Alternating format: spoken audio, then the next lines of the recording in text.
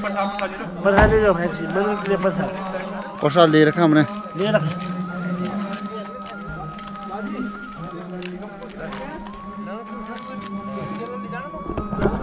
तो अभी हम पहुंच चुके हैं बिल्कुल सेम मुखिम के नागराजा जी के बिल्कुल बेस में, और यहाँ से चढ़ेंगे हम 2.5 किलोमीटर की चढ़ाई। ये देख सकते हो आप कितना बढ़िया एरिया है यहाँ पे, पूरा खुला खुला एरिया। और ये देखिए आपको यहाँ से अच्छा व्यू दिखाया जाएगा। यहाँ पे कुछ चल रहा है, सप्ताह या कोई ऐसा कार्यक्रम चल रहा है कि जो है। और आप देखिए यहाँ पे कितना तगड़ा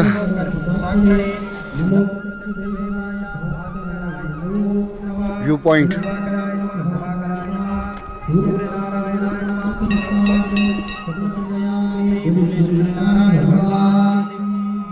बहुत।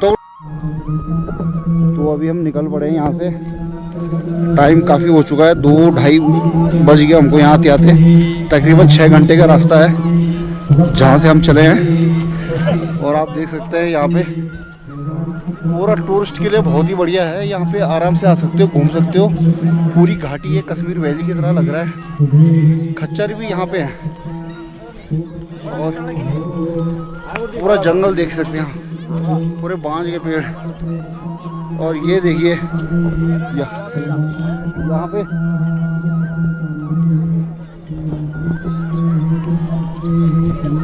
रास्ता भी बढ़िया है। यहाँ पे इंटरलॉकिंग टाइल का इस्तेमाल किया गया है और देख सकते हैं आप।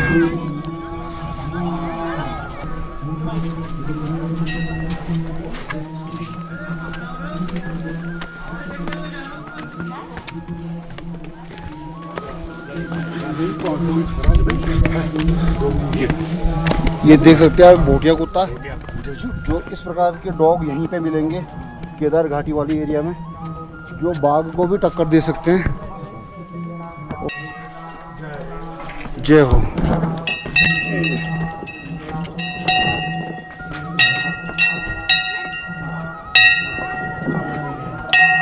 और यहाँ से घंटी के द्वारा शुरुआत, और अंदर के लिए हम प्रस्थान कर चुके हैं।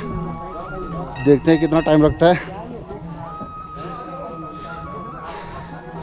2:41 हो रहे हैं अभी, 2:41 हो गए। हाँ, अभी देखते हैं धीरे धीरे।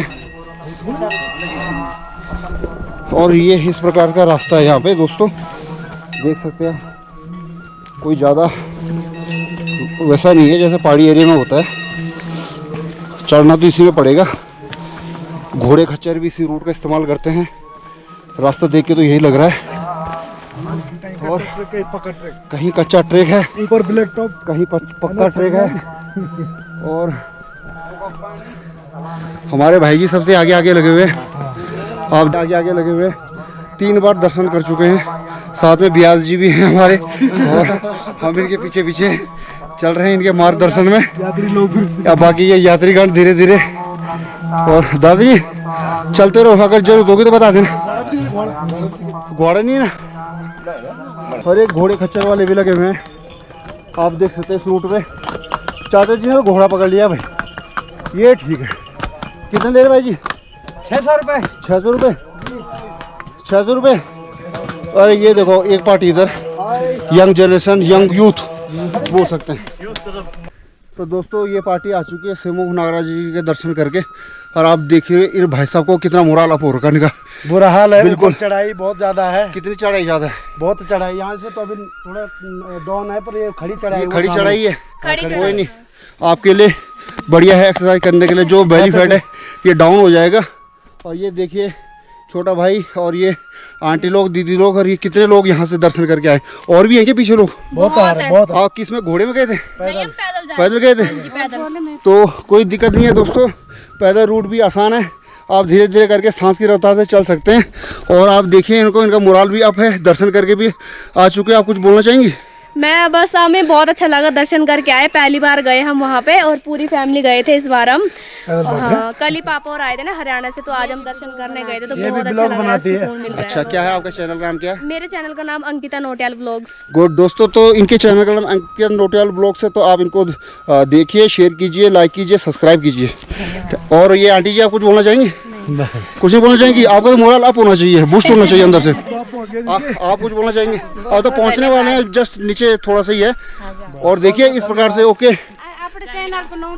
मेरे चैनल का नाम तो मैं तो आप बना ही रहे हो। मेरे चैनल का नाम है RSG 28 UK 16। हाँ जी, अच्छा तो बोल दो ये भैया है बिल तो बोल रहे अपने ब्लॉग में। एक सेकंड,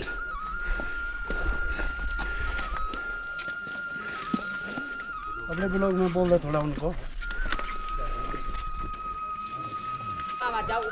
भैरव बाबा जी हैं। तो दोस्तों ये है भैरव बाबा जी यहाँ पे। और यहाँ पे जो भी लोग आते हैं तो चुन्नी वगैरह बांधते हैं। हाँ, है ना? ये भैरव बाबा जब ऊपर से आते हैं यहाँ का आशीर्वाद लेते हैं। ओके ओके, भैरव बाबा जी का यहाँ पे क्या प्रथा है? ये ऐसा है जैसे ऊपर से आ गए, अच्छा, यहाँ पे भगवान का आशीर्वाद लेते हैं। एक तरह से भैरव बाबा एक संतरी टाइप के प्रहरी ये इस क्षेत्र के, जो उसको बोलते हैं द्वारपाल। ये नाग जगह द्वारपाल। द्वारपाल। आपका नाम? मेरा नाम सुभाष भट्ट है। सुभाष भट्ट जी। ओके भट्ट जी, ठीक है। हाँ, तो जैसा कि हम यहाँ पे पहुँच गए हैं, हाफ पड़ाओ हाफ लिंक ये यहाँ पे हाफ लिंक है। ये हमारे ब्यास जी है, ब्यास जी, दादाजी, ये पूरा गैंग लेके चल रहे हैं हम, दादाजी को साथ लेके चल रहे हैं। ये हमारे बहुत सेमाल जी, सदानंद जी। तो ये अभी बताएंगे। यहाँ से ब्यास जी 750 मीटर है मंदिर, तो टोटल 750 मीटर है, बस ज़्यादा नहीं है। ऐसे जाना है। तो आपका 50 मीटर तुम अपने अंदाज से बोल रहे हो? नहीं, अपने अंदाजे नहीं, बिल्कुल मैप जीरो टाइम बता रहा है, पिन पॉइंट ये है। इधर हवा का रेंज बता रहा है। नहीं, ये ग्राउंड का रेट, ये पहला रूट बता रहा है। इनको कि क्या है यहाँ का मतलब। तो आपके विचार कैसे, क्या कुछ विचार व्यक्त करना चाहते हैं? मतलब वैसे नहीं, इस रास्ते को देखते हुए। हमारे इस रास्ते को देखते हुए विचार ये है कि ये बहुत अच्छा रास्ता है, और जब इतनी बड़ी यात्रा के लिए आ रखे हैं तो इसमें कष्ट तो होना ही चाहिए, और कष्ट होना भी जरूरी है। ये अपनी फिटनेस भी बनी रहेगी और श्रद्धा के साथ हम अपना मुकाम तक भी पहुंचेंगे। Thank you. ये सच्चे मन से बोल रहे हैं बिल्कुल।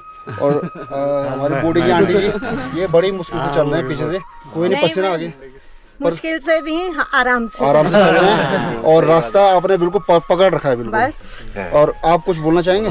जब नागराजा ने वहाँ से यहाँ तक आदेश दिया है तो ऊपर भी ले जाएंगे, है ना। ये आपने अपने बिल्कुल दिल की बात बोली है। सही बात, बिल्कुल। चलो आइए, आप चलते रहिए, आप आगे चलते रहो। चलो। आप घोड़े में आने वाले थे पर हाँ, आपने ये अच्छा वो किया कि आपने घोड़े को छोड़ दिया, अवॉइड किया। और मुझको भी खींच रहे थे, लेकिन मैंने मना कर दिया। दादाजी को बड़ी मुझसे पटा रहे थे, वो 600 से 300 तक आ गए थे। तो कुछ ज़्यादा रास्ता कोई खास नहीं है, इस प्रकार से रास्ता है, कच्चा ट्रैक है। और जैसे पहाड़ी में होता है तो ऐसा है, बांज के पेड़ है, छाया है, और बुरांस के पेड़ लगे हुए हैं, और चल रहे हैं धीरे धीरे अपनी मौज मस्ती में, काट रहे हैं रास्ते को।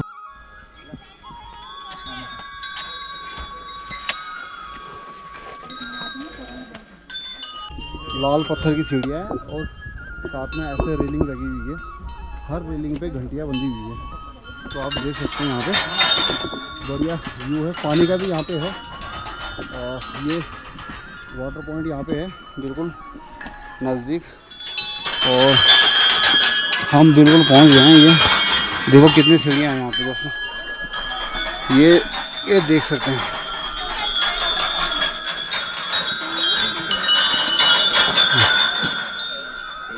और ये भक्तगण, कैसा लगा आपको? बढ़िया हो गए दर्शन? तो ये लोग दर्शन करके आ चुके हैं। ये गेट दिख गया हमारे को बिल्कुल नज़दीक, सेम नागराजा जी का। ये देखो काफ़ी लोग यहाँ पे इस समय प्रस्थान कर रहे हैं दर्शन करके।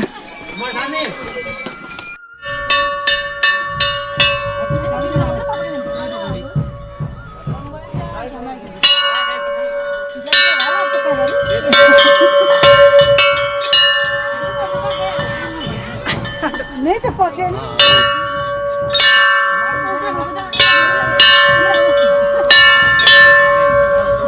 चलो हम भी बजा लेते हैं घंटी। चलो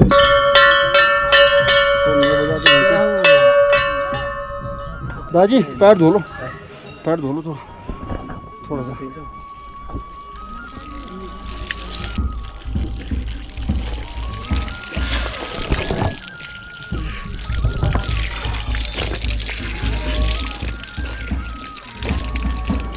चल रहा है। ये देखो दोस्तों कितना सुंदर गेट है यहाँ पे, और फाइनली हम पहुँच गए हैं। फाइनली हम यहाँ पे पहुँच गए हैं, यहाँ पे सेम नागराजा जी के प्रमुख द्वार पे। और आप देख सकते हैं यहाँ पे ये पूरी ग्राम डाकू के पटवाल बंधु, इसमें पूरे गणमान्य व्यक्ति, और यहाँ पे भाई जी को, और साथ में मैं भी, आप देख सकते हैं यहाँ पे। टाइम क्या हुआ? 4 बजे। तो हम घर से चले थे 7 बजे, और अभी यहाँ पे पहुँचे 4 बजे। 1 घंटा हमने बीच में ब्रेक लिया है। तो अभी आप देख सकते हैं कितना टाइम लगा होगा। आप खींच रहे हैं? खींच दो, खींच दो। उत्तराखंड के टिहरी गढ़वाल की ऊंचाइयों पर एक पवित्र धाम बसा है जिसका नाम है सेमुखिम। यह वही जगह है जहां स्वयं शेषनाग के रूप में प्रकट हुए थे भगवान नागराजा। उन्हें कहा जाता है पहाड़ों का राजा, देवताओं के देवता, जिनके दरबार में सच्चाई ही सबसे बड़ा दान है। उनका मंदिर 9000 फीट की ऊंचाई पर स्थित है, जहां भक्तों को 16 किलोमीटर की पैदल यात्रा करके पहुंचना पड़ता है। पर हम जहां से बेस है वहां से 2.5 किलोमीटर की खड़ी चढ़ाई चढ़ के यहाँ पर पहुँचे हैं। पर विश्वास इतना गहरा है कि थकान महसूस नहीं होती है। लोग कहते हैं अगर तुमने नागराजा जी से दिल से प्रार्थना की तो उनका आशीर्वाद कभी खाली नहीं जाता है। कपड़े में लिपटे हुए उनकी मूर्ति उनकी गोपनीयता और दिव्यता को प्रमाण है। उनका स्वभाव है न्याय के पक्ष में और झूठ से दूर रहने वाला। उनके दरबार में हर साल हजारों लोग सिर झुकाकर आते हैं, मन्नत लेकर या शुक्रिया कहने। यह सिर्फ एक यात्रा नहीं, एक आत्मा से देवता तक का सफ़र है जिसे जीवन भर याद रखा जाता है।